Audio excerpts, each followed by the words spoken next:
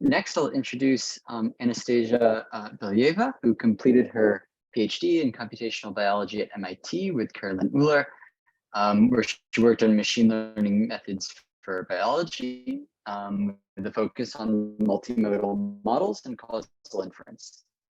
After her PhD, she joined Google Research, where she now works on the genomics team developing transformer-based methods for DNA sequence correction.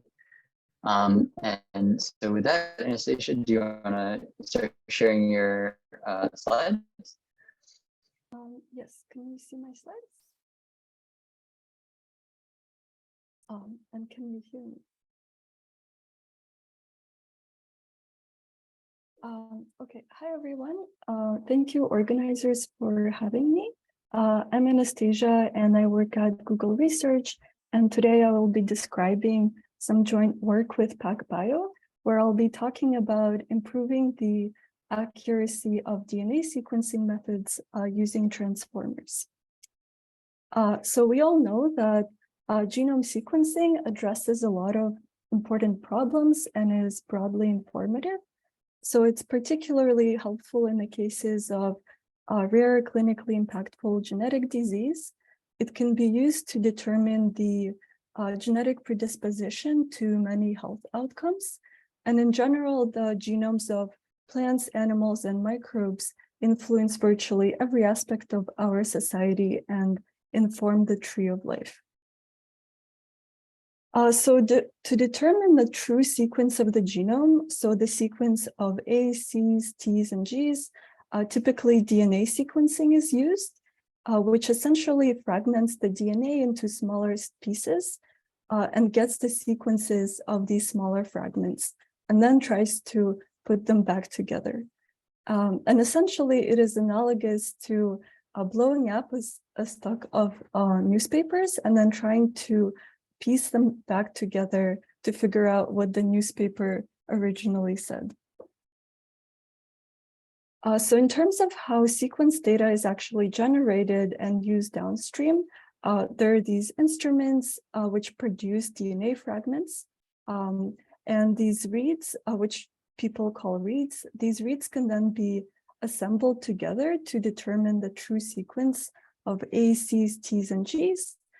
This can be used for generating reference genomes like the human genome, or if there's already a reference genome that exists, the reads can be mapped against the reference, and essentially the positions that are different from the reference are identified through variant calling, and then these variants can then be linked to diseases in various traits. So in this talk, I will focus on a method called DeepConsensus that we built to address the step of making the raw DNA reads that come out of the sequencing machine more accurate. So as you can imagine, since this step sits in the very beginning of this pipeline, if you can make this step more accurate, a lot of the downstream analyses will also benefit. And I will just quickly mention that in the past, our group has also worked on a deep variant, which is a method for variant calling based on deep learning. So one of the recently developed and now widely used DNA sequencing technologies is called HiFi, and it was developed by PacBio. So this technology essentially makes a circle out of a single DNA molecule. And this enables this molecule to be read multiple times. And while a single pass around this DNA molecule might give you a sequence that has a very high error rate, you can go around the circle multiple times and get multiple passes of the same molecule, and then computationally put it together into a single consensus sequence. So currently, this generation of the consensus sequence is done by a simple HMM-based algorithm, but we developed a more accurate transformer-based method called DeepConsensus, which drastically improves the accuracy of the read. So before I explain the method, I just wanted to highlight that hi-fi sequencing and DeepConsensus are being used in a number of active and very impactful projects, in particular in consortia that are making some of the highest quality genomes. So for example, hi-fi was used this year to publish the complete sequence of the human genome.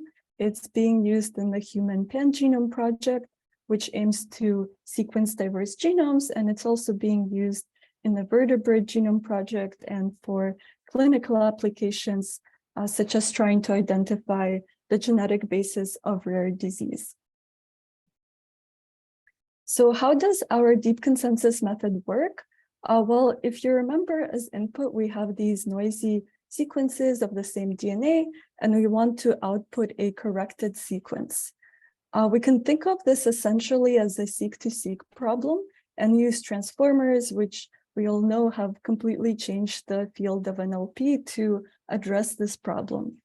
So just like in NLP, where you have a sentence and the transformer learns what other words in that sentence it needs to pay attention to in order to perform a certain task.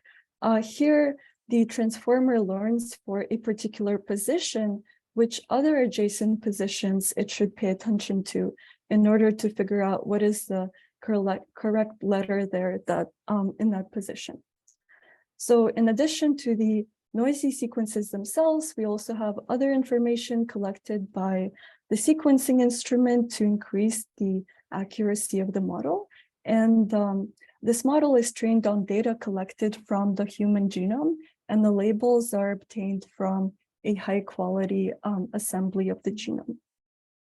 So one of the key attributes of DeepConsensus is to adjust the way we do training to account for insertions and deletions by using a differentiable alignment loss instead of simple matching by position. And this is really important because, for example, a single insertion here can throw off everything that follows it if you do simple matching by position, and it might seem like you have a lot of errors, but that's not the case for alignment. So DeepConsensus substantially improves the accuracy of the DNA reads as compared to the default HMM-based method that I'm showing here on the x-axis. And for example, here reads that would have had lower quality are now much more accurate. And this means we can recover many more high quality reads, increasing the yield of these high quality DNA reads by 1.76x, so almost double. And this helps with better genome assemblies and variant calling downstream. So we have shown that our transformer-based method is accurate enough, but there was a question of whether this algorithm can actually be fast enough to achieve its greatest utility by going directly onto the sequencing instrument so that the reads that come off the machine are already corrected by DeepConsensus. So this is a non-trivial question since transformers are large and compute intensive. And to help deal with this issue, we introduced distilled DeepConsensus, which reduces the model runtime using knowledge distillation while retaining most of the model's performance. And long story short, in collaboration with PacBio, the runtime reductions that were achieved through distillation enabled this model to actually be integrated into the instrument, which was recently announced, and it has a 24-hour runtime. And now I'll tell you a little bit about how this was done. So the key idea that we used was knowledge distillation, which is a very common technique in machine learning, especially for training models on, for example, mobile devices that need to be fast but still accurate. And here you essentially train a smaller student model to mimic the outputs of the larger teacher model. And in this example, I'm showing a 6-layer teacher model being distilled into a 4-layer student model. So we pass the same input to the teacher and the student models and get their respective probabilities from both models and compare them. And for example, using the KL divergence or mean squared error. And then we update the student model weights using our regular loss function, as well as the distillation loss between the probabilities. So with knowledge distillation, the question is whether can we have a faster student model that achieves the same accuracy as the larger teacher model? And the answer is yes. Here we actually get a model that retains 97% of the teacher's performance while saving runtime by 1.3x by distilling this 6-layer model into 4 layers.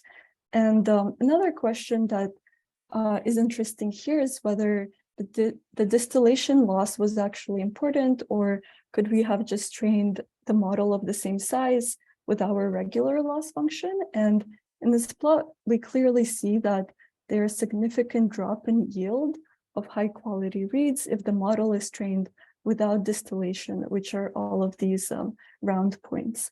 And we observe this across different model sizes. Now, in the beginning of the presentation, I mentioned that if we can improve the accuracy of raw DNA reads, a lot of downstream applications will also benefit. And now we'll actually get to seeing that it's actually the case.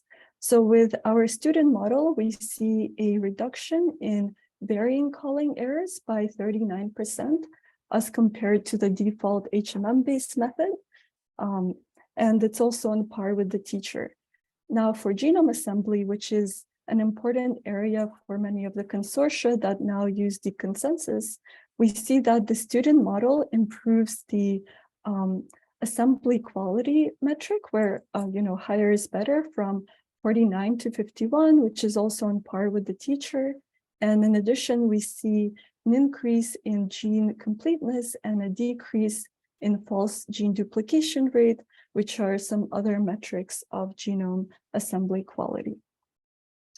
Finally, we wanted to know what were some important choices that we made in our distillation setup. So we performed ablation analysis. We looked at what is the best loss type choice. Here we found that mean squared error loss was best. We also looked at how to initialize the teacher model, and we found that it's best to use alternating layers of the teacher model to initialize the student.